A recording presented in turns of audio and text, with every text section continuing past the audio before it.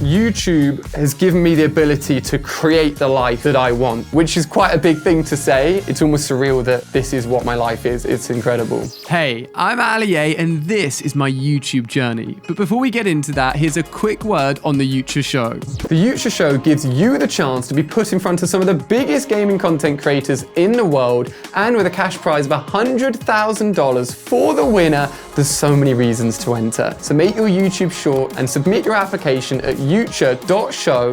Do not waste any time. I'm looking forward to seeing your applications. Get involved.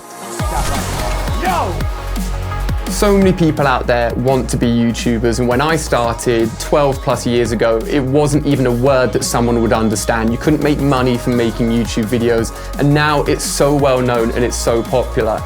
I'm blown away. Hello everyone, my name is Ali A, and welcome to the video you've all been waiting for, I guess. I've been around since the beginning, like 12, 13 years ago, where if you went onto YouTube and try and find someone talking over gameplay, you would find about 5 videos. It just basically didn't exist. And I wanted to get involved, really just to share my gaming highlights with my mates at school, and YouTube was a great platform to do that. And then I started following other content creators that were injecting their own personality, their stories, and I felt really invested in these people. I felt like these guys were really interesting. They were similar to me, they were playing games, and I wanted to follow them, and I also wanted to get involved. Hello everyone, welcome, my name's Ali A, and oh my gosh, oh my days. The journey of getting my first 100 subscribers, I think, took about a year. Then the next 1,000 subscribers took another year. So it was a long process, but I wasn't doing it for the followers and definitely not the money, because you couldn't earn money making gaming videos on YouTube all of those years ago. Woo, baby, 25 and 1. It definitely wasn't the coolest thing, playing games, talking about it and putting it on YouTube. You got a little bit of stick and people poking fun at me. This is actually a bit embarrassing, but I'll admit it, is that I didn't know how to even talk on camera. I would try different voices and different ways of talking just to see how my audience reacted. And I remember watching a video vividly of someone playing Call of Duty and saying that he'd start earning a little bit of money from his gaming videos on YouTube. And I was like, wow, if I could do that, at least I can turn around and say, I'm doing this and it's actually bringing in a little bit of income for me. When I go behind, get 2 guys, get 3 guys, boom, get 4 guys. Give it a like if you enjoyed that. When I was in 6th form here in the UK, so I was like 17, 18 years old, my videos started to go from maybe a few thousand views to tens of thousands, and some of them were even hitting hundreds of thousands. I knew that if I'd found some success with everything that was going on, if I could dedicate all my time to just YouTube, surely it would go even bigger and be better. It became all-consuming, and it was all I did. And I didn't really see my friends very much. I'd come downstairs, see my parents for dinner, say one word, and go up to my room and continue to make YouTube videos. This, my friends, is absolutely huge. It is actually the plaque or the golden play button that you get for 1 million subscribers. I absolutely loved it, and I did that for quite a while. And people did say, you're gonna burn out, you're working too much. I was like late teens, early 20s, and I could do it. 1 billion. 1 billion video views. 6 million subscribers, 1.3 billion views. For 2 Guinness World Records. I was working every day. It doesn't matter if it was Sunday, Wednesday, Friday. Sit at my PC and record videos all day, talk to other YouTubers. It was all I did.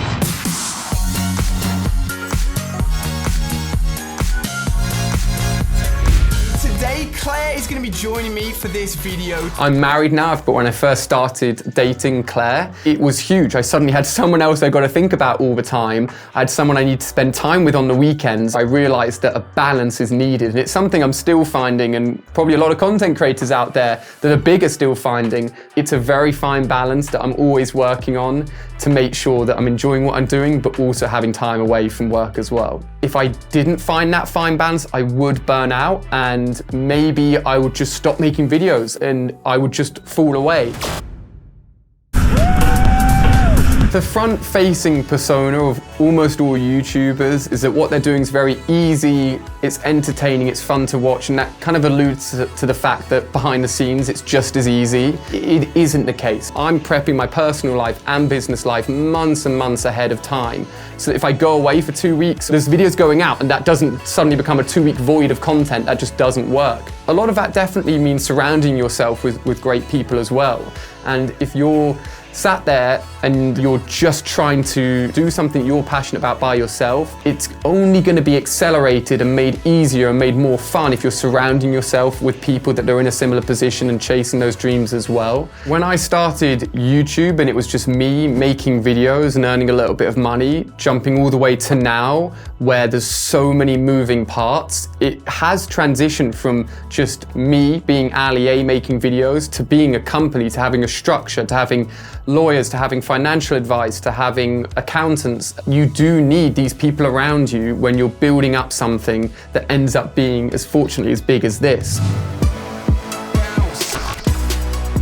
So come inside my office, my recording room. This is probably one of my favorite recording rooms I've ever had, and it's been built from the ground up to be the best possible space for me to make videos in. There's soundproofing in the walls, there's air conditioning. On the other side of the camera, this is my office space, and I've built it to be like hybrid recording space, office space, because I spend so much time replying to emails and calls. Now you guys are probably used to seeing my background, and I'm quite selective with it because otherwise it just gets filled. So it's got a lot of things that I love: Fortnite, Pokemon, Marvel, and a few Pokemon cards in there that I've collected that are quite rare, that I'm quite proud of as well. I'm aware that I've been on YouTube for a long time. And what often happens is there's smaller content creators that come up. They're the ones that are pushing the boundaries forwards. When it comes to recording, I always want to have the option for my editors to cut to whatever they want. So I've got a separate video feed, screen recordings, game recordings, and all the audio is split up as well. So the more you can tinker and play with things when it's being edited,